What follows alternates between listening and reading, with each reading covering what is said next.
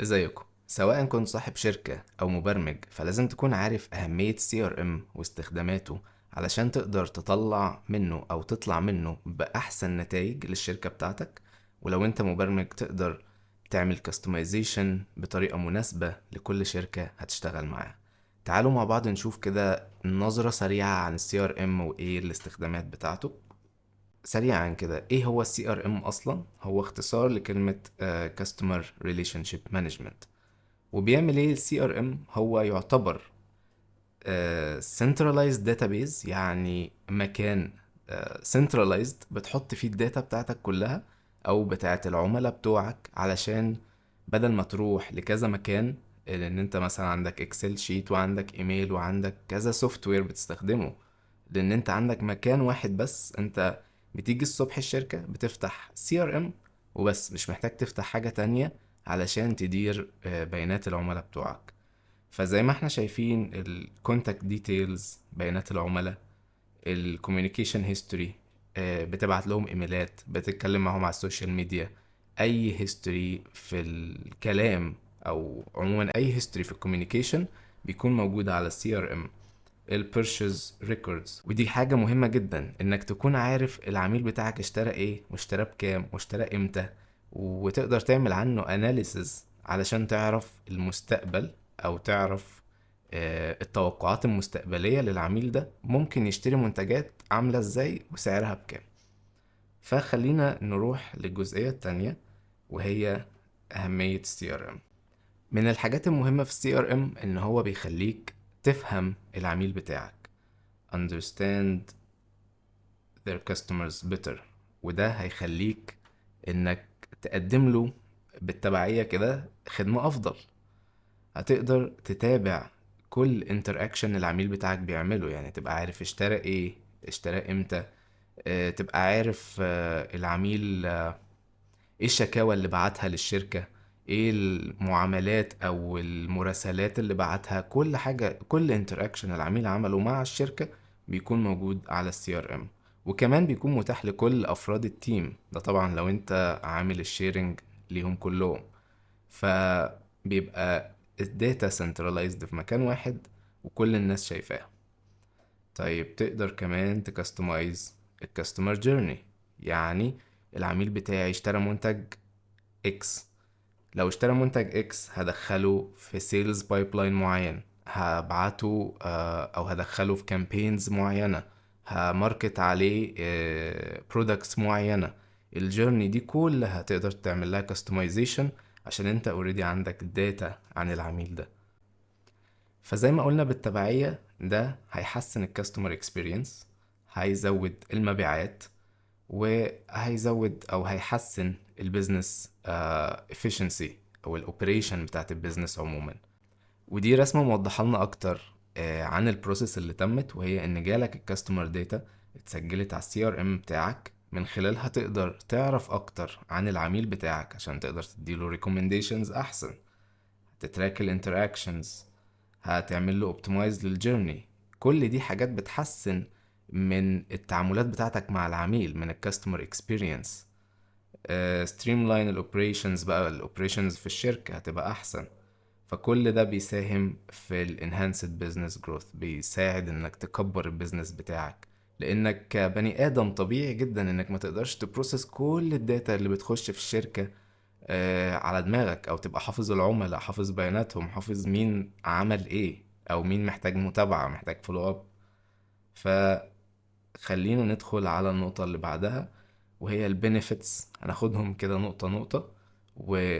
وهم على فكرة يعني مبنيين على بعض، او معظمهم مبنيين على بعض.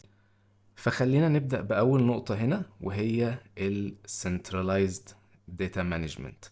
ودي أهم حاجة، أنت عندك مكان واحد فيه كل الداتا بتاعت العميل، مش محتاج ان انت تخرج بره المكان ده او تروح سيستم تاني، لان كل ما السيستمز بتزيد، كل ما يعني فكرة ان انت ممكن تنسى حاجة بتبقى اكبر. لان انت بتروح تجيب مثلا بيانات العميل من اكسل شيت مثلا عليه الايميل، وتروح تفتح الجيميل تحط ايميله وتبعت له ايميل. طبعا الايميل ده لو انت عندك 10 ايجنتس كل واحد بيكتب ايميل بدماغه، فمفيش ستاندرد معين الشركة هتبقى ماشية بيه، مفيش تمبلت بنطبقها عشان يبقى شكل البيزنس يونيفايد قدام الكاستمرز. فدي اول حاجة، ال centralized data management، هو مكان واحد فيه بيانات العملاء كلها. الحاجة التانية هي ال streamlined communication، وده في internal وفي external. ال internal ما بين التيم وبعضه جوه الشركة، وال external اللي هو ما بين التيم بتاعك وما بين العميل بره الشركة. فدي حاجة مهمة جدا ان يكون الكوميونيكيشن جوه الشركة والكوميونيكيشن بره الشركة يونيفايد، وكل الداتا بتروح للناس اللي محتاجاها. يعني مثلا لو انا عندي محمد مثلا، ايجنت اسمه محمد، ما جاش النهارده وكان المفروض يعمل فولو اب مع عميل معين، او العميل كان مستني ان احنا نبعت له حاجه، فخلاص كده مش هنبعت للعميل النهارده عشان محمد ما جاش؟ اكيد لا. فهتلاقي الايجنت المتاح يقدر يعرف البيانات كلها ويعرف الهيستوري بتاع العميل ده، ويخش يكمل البروسيس، ويبقى خلص الانترنال ان هو عارف ياخد الداتا من زميله، والاكسترنال ان هو بعت للعميل. الحاجة التالتة وهي السيلز تراكنج مانجمنت. تقدر تتابع السيلز بتاعك، تقدر تعرف المبيعات عاملة ازاي، البرودكتس او السيرفيسز اللي بتتباع اكتر عاملة ازاي، عن طريق السيلز مونيتورنج، وتعمل سيلز اوبتمايزيشن. بالتالي ده بيؤدي لان انت تعرف تعمل better customer service. يعني هي النقطة دي بقى، هتقدم customer service احسن ب timely effort و effective solutions، لان انت عارف كل حاجة عن العميل بتاعك، وبالتالي بتؤدي لل improved customer relationship، والكاستمر ده يشتري منك تاني ويجيب لك عملاء اكتر.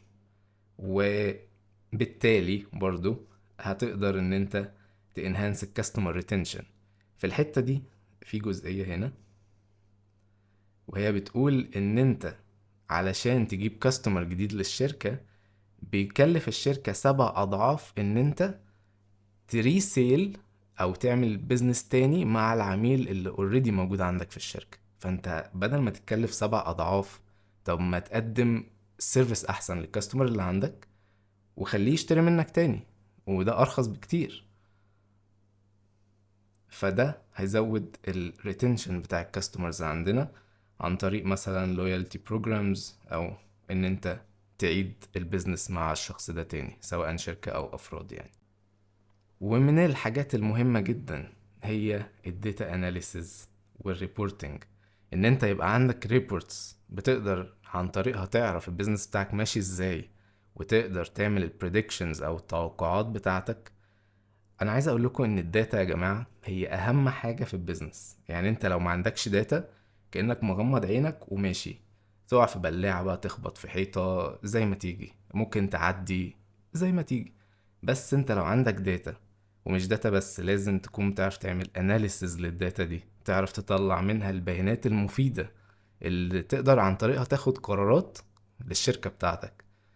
آه، دي من اهم الحاجات في البيزنس، الداتا والريبورتنج. يعني انا شايف لو السي ار ام مفيد في حاجة، هنقول حاجة واحدة بس، فهي الريبورتنج. ودي من اهم الحاجات في اي بيزنس موجود وناجح. الحاجة الاخيرة بقى هي الاوتوميشن. والاوتوميشن ده بنستخدمه اكتر في الحاجات الروتينية اللي ملهاش لازمة. مش اللي ملهاش لازمة، قصدي الروتينية اللي هي متكررة كتير، بتضيع لنا وقتنا، وهي اصلا حاجة سهلة. او حاجة مثلا عميل خد اكشن معين، فاعمل كذا. عميل خد، خلينا ندي مثال مثلا. آه، العميل بتاعي اشترى منتج معين، فالاوتوميشن هيحطه في ليست ماركتنج بتقول مثلا العميل بدل اشترى المنتج ده يبقى ينفع يشتري المنتج ده. فالماركتنج ليست دي هيتبعت له كامبين، يعني هيخش في كامبين بيتبعت له ادز على المنتج التاني. فالبروسيس دي ممكن تمشي بالطريقة دي، وطبعا في امثلة كتير جدا على الموضوع ده. واكتر حاجة ان هي هتوفر لنا وقت كبير. وبدل ما انا مثلا محتاج 15 يعني 15 فرد يشتغل معايا في التيم، ممكن اشتغل ب10 بس. وفرنا وقت كبير. طبعا كل ده بيساهم في انه يزود الافشنسي والبرودكتيفيتي بتاعت البيزنس بتاعنا، وهي دي فوائد السي ار ام. في الفيديوهات الجاية بقى هنتعلم مع بعض ازاي نعمل كاستمايزيشن للسي ار ام. انا هتكلم مخصوص عن زوهو سي ار ام، يعني الامثله والحاجات العملي اللي هنستخدمها بعد كده هتبقى عن زوهو سي ار ام. هنتعلم ازاي نكستمايز الموديولز، ايه هي الليدز، ايه هي الكاستمرز، حاجات كتير قوي هنتعلمها عن السي ار ام في الفيديوهات اللي جايه. ولو اي حد حابب ياخد السلايدز اللي اشتغلنا عليها اللي هي دي تكون ريفرنس ليه او يفتكر منها حاجه معينه، اكتبوا لي في الكومنتس وهبعت لكم اللينك بتاع السلايد دي. فلو مش عامل سبسكرايب وحابب تشوف فيديوهات تانية من النوع ده، اعمل سبسكرايب واشوفكم الفيديو الجاي.